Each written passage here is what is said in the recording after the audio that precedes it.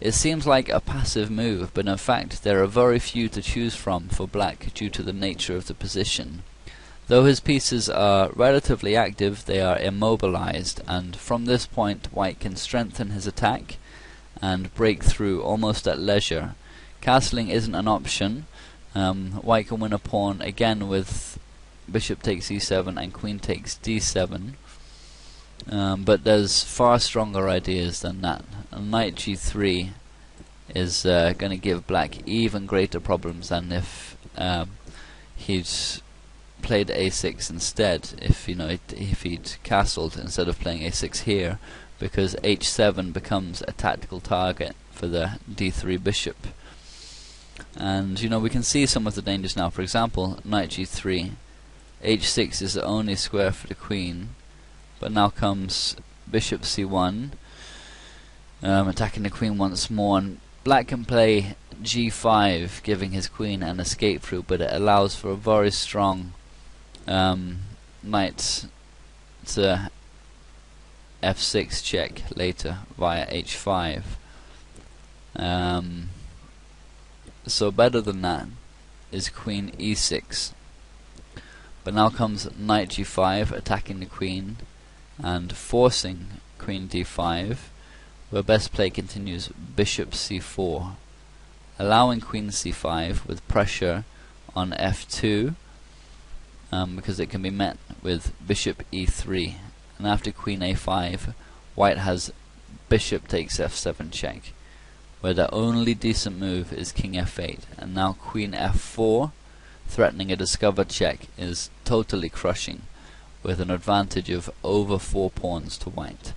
The best black can hope for is queen takes e5, but now comes queen takes e5, knight takes e5, and bishop takes b6, which discovers an attack on the e5 knight, so knight takes f7, but after knight takes f7, white will remain a piece ahead. So it seems that Anderssen was, in fact, impatient to attack in this famous game, and should have spent one more move preparing before taking decisive action. But as I said, this was the romantic age, and attack was everything to the players. So, we can go back to the game continuation. Anderssen has just played knight f6 check, which forces g takes f6 to save the black queen, and now comes of course e takes f6, which is going to win the piece back because the knight is pinned by the rook. But remarkably, black is now better overall in the position thanks to the open g-file, and Dufrense played by far the best move and the only one to retain the advantage with the rook g8, which combined with the bishop here on b7 creates very powerful attacking chances against the white king, and threatens immediately queen takes f3, exploiting the pin on the g-pawn. And Anderssen now played an inaccuracy with rook ad1, ignoring the threat on his knight and bringing his last piece into the game. And there's no need to capture on e7 right away, as the knight will remain pinned, and in fact capturing on e7 in any way, with the pawn, the bishop or the rook, will give black a huge advantage at this moment in the game. And this is a very strong and extremely deep move which will give white an advantage regardless of how black continues. The computer momentarily thinks black is better after rook g8, but in fact just follow up rook ad1 and white is winning in all variations. At this stage, other annotators have recommended queen f4 in order to bring the queen over to defend the king's side, but after this move white's advantage evaporates and the position is relatively equal after d6 and f takes c7, though it remains very double-edged and dangerous for both sides. Black has excellent compensation for the pawn, but there's no immediately winning line for either side. Black's best move is knight e5, which anything else on white has a good overall edge. And white can play bishop b5 check, which is going to force knight d7 and keep the black king in the center.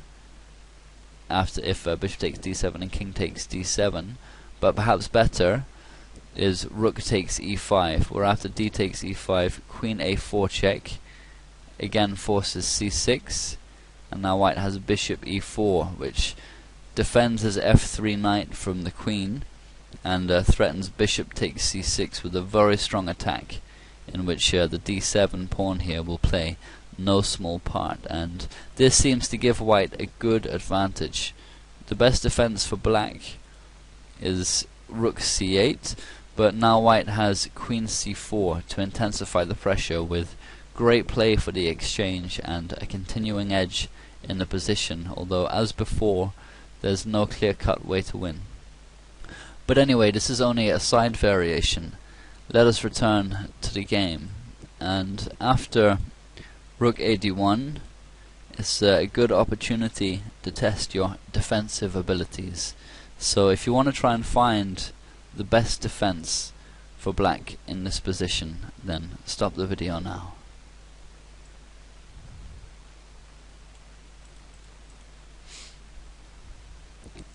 Queen takes f3 is what Dufrense played, taking the offered piece and threatening mate on g2 next, but this is a blunder and a very well laid trap from Anderssen. We'll have a look at why it's a blunder in a moment, but first of all let's have a look at what the correct move was.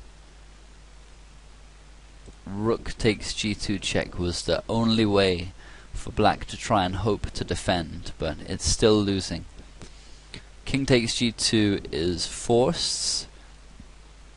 If instead king h1 is the only other viable move, king f1 is going to lead to a mate in 3 with rook takes f2 check, thanks to the powerful and unopposed attacking force of the bishop here on b6.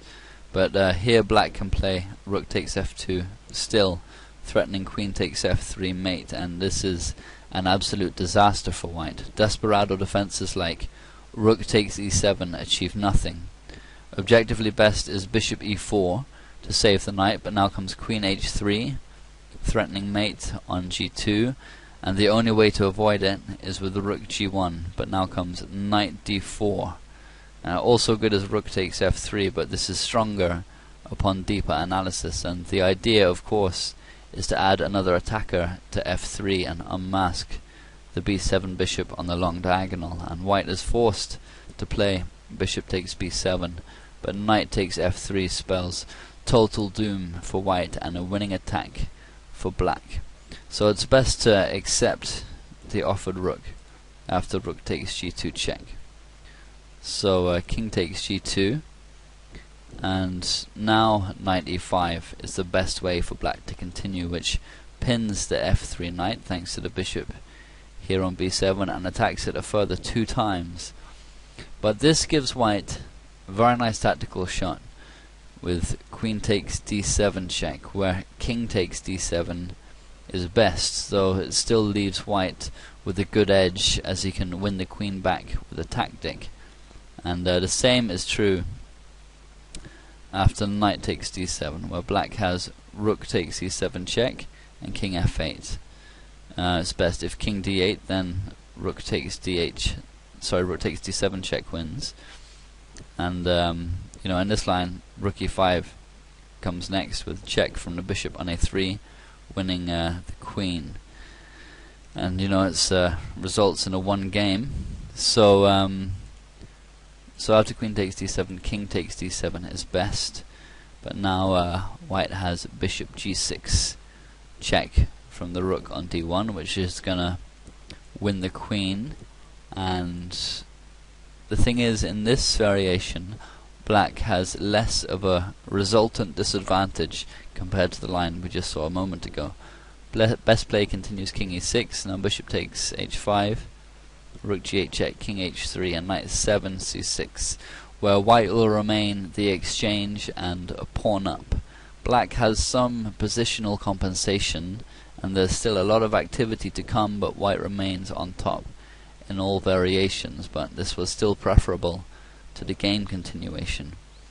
If we return to it, Dufrense has just played queen takes f3, And now it's a good opportunity to test your attacking abilities. If you want to try and find the best move for white and the only move to save the game, then stop the video now.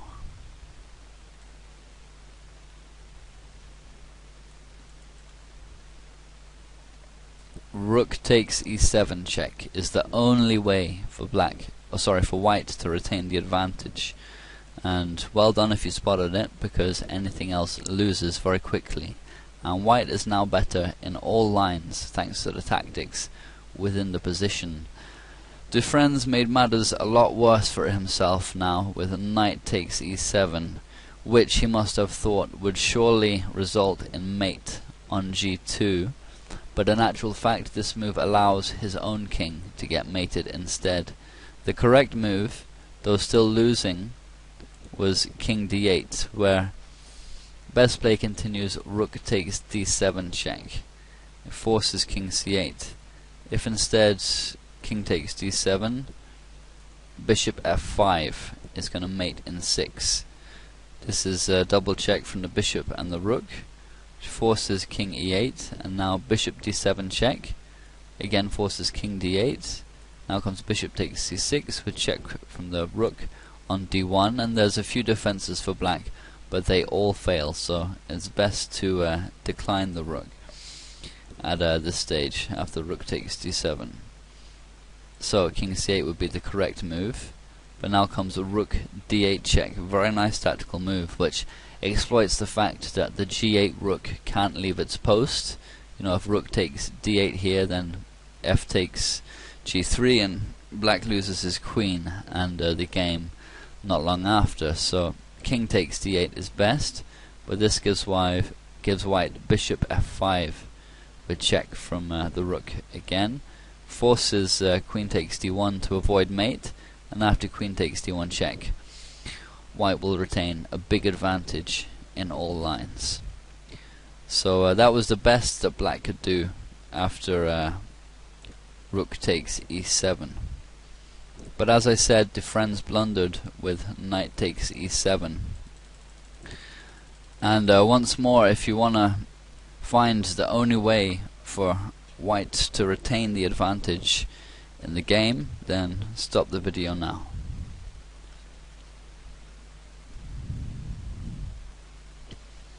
Okay, there's a forced mate, and in fact the only continuation that saves the game for white, and that's the incredible move queen takes d7 check.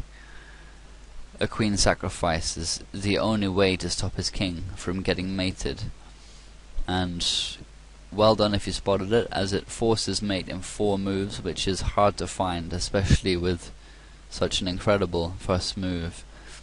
And you know, it's best to accept the queen, of course, with king takes d7. The only other legal move is king f8, but now queen takes e7 is mate. So king takes d7, and now bishop f5 with double check from the bishop and the rook. In Nimzovich's words, even the laziest king moves after a double check, as in the event of a double check there's never any alternative, the king has to move. And again black has 2 moves here, and Dufrense found the better one with king e8. The only other move was king c6, and now bishop d7 is mated. So king e8, and now bishop d7 check. And you know, again this is the only way to maintain the attack. And Dufrense played king f8. If instead king d8, then f takes e7 is mate. So king f8, but now comes simply bishop takes e7, and mate on the 24th move of the game makes it an incredible miniature from Anderssen. And it's also what's known as a pure mate, as there's only one piece or pawn attacking each of the individual squares that the king can move to. And you know, as I pointed out, it was by no means a flawless game, but then this was the romantic age, and there can be no brilliance without error. So it was a superb queen sacrifice and attack from Anderssen, who was one of the best players of his day. And it was a complicated game, and there were lots of side variations, so we can have a quick replay with the threatened squares on, just so we can see it from start to finish. So the Evans Gambit, which as I said has never been completely refuted, but it's well known at this stage of chess and the development of chess theory that there's better openings for white. Bishop b5 instead of bishop c4 is a considerably better move. And it's also interesting to note that back in those days, sharp openings like the Sicilian, which is so respected nowadays, were considered highly dubious and very unpopular. It wasn't till maybe the 1940s and 50s that the Sicilian began to gain the respect that it now carries today. And opening with e4 and e5 was pretty much every game featured the symmetrical e4 e5 opening. So there it is, a fantastic game from Anderssen and a very nice mate. I hope you enjoyed the video. Please leave any comments or thoughts. Thanks very much.